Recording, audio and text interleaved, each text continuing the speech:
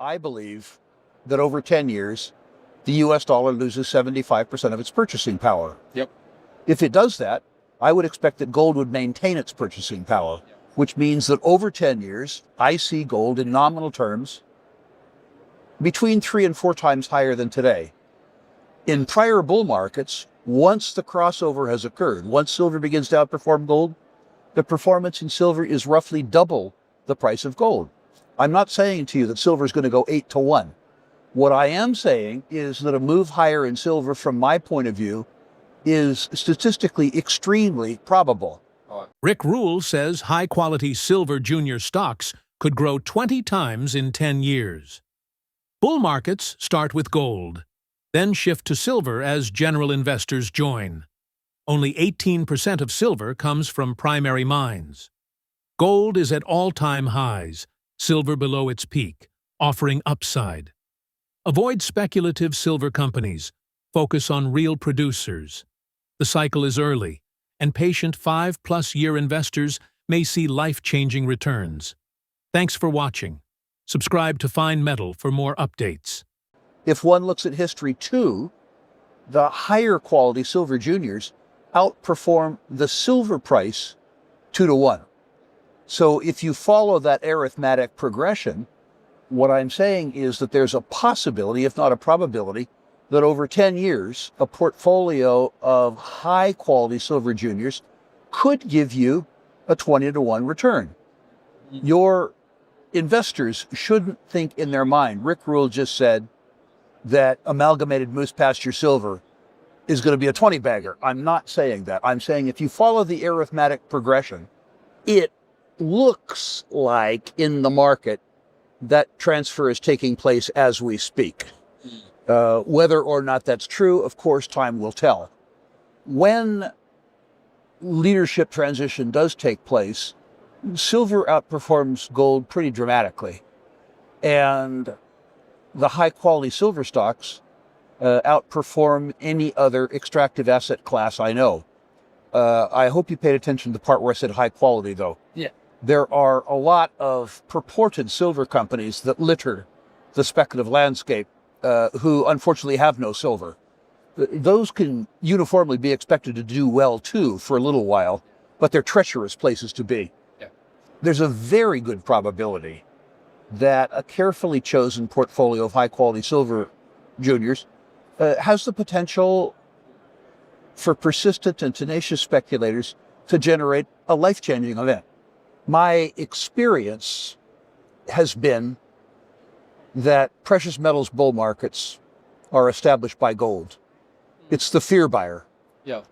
And when the momentum in the gold price attracts generalist investors to the space, Yeah. market leadership changes from gold to silver. This will be the 4th time in my life that this occurred. Yeah, and we've always seen this with rallies, though, haven't we? Well, I'm sure we're already seeing some more silver names prop up as well. We saw it in lithium, everyone turned into a lithium company when the price rose. So I'm sure that will be happening. But what I've heard in the past as well is that when we do see that silver price start to rally and pick up, and everyone's, your barber's talking about investing in silver stocks, that's probably a time where you should probably be more cautious. Are we there yet? Oh, not close. No? No, not close. These are truly dramatic runs. And I'm not saying it has to happen. I'm just saying that 3 times before in my life it has happened. And I'm hoping at age 72 it happens to me one more time. Okay. I came into the business in the 1970s, the most dramatic precious metals bull market in recorded history. Okay, so in terms of where we are in the cycle at the moment, because I can't think of any silver companies that have done that dramatic of a move yet, are we still fairly early on in this cycle, in your view? I think we are. We haven't had the type of move in the silver market that would allow the senior producers' margins to increase as dramatically as the gold producers have. The strength that we've seen in the gold market for the last 18 months has a lot to do with the fact that they're making so much money.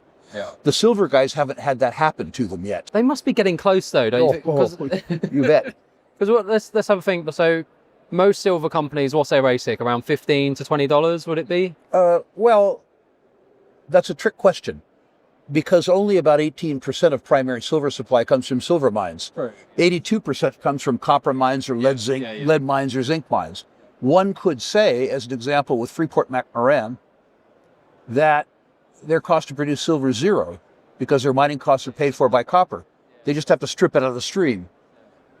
One little silver company, then Coeur d'Alene Mines, now Coeur, started 1970 at 10 cents and ended 1981 at $65. Now, I was too young, too dumb, too poor to pay attention. But in the little rally that we had in the first part of the decade of the 90s, I helped float two silver companies, one Silver Standard, the other Pan American.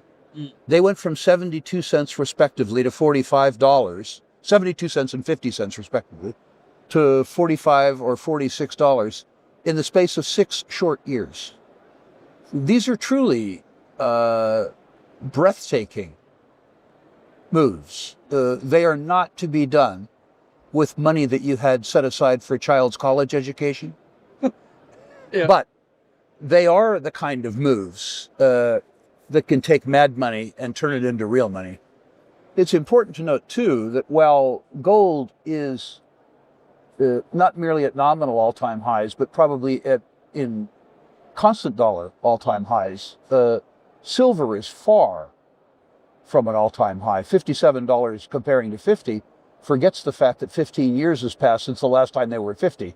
The dollar's deteriorated. The first time silver hit $50 was back in the 70s, wasn't it? So nominally, based on that, It's probably 220, 225. yeah, true. Because we were talking the other week, right, back in Zurich, and you were saying that you sold 25% of your portfolio, limited or basically got rid of your downside completely. You were investing in Agnico, from memory, Wheaton, Franco, physical gold, and then some oil and gas stocks. Right. Are you not tempted? I mean, you're talking about back when you first joined the industry, you saw some silver plays go from cent stocks to $45 stocks. Are you not tempted, or are you already positioned in silver? I've got a good position. As you know from earlier interviews, I love hate. Yeah.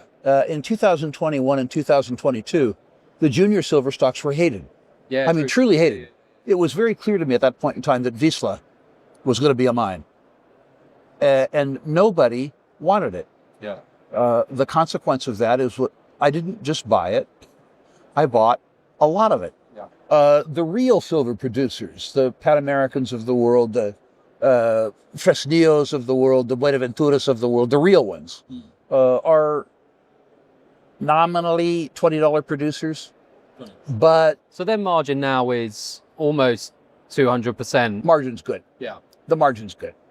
Now, it is likely, although not certain, that one of the ways that they got through periods of low silver prices was by producing at mine grades that were higher than the average reserve grade.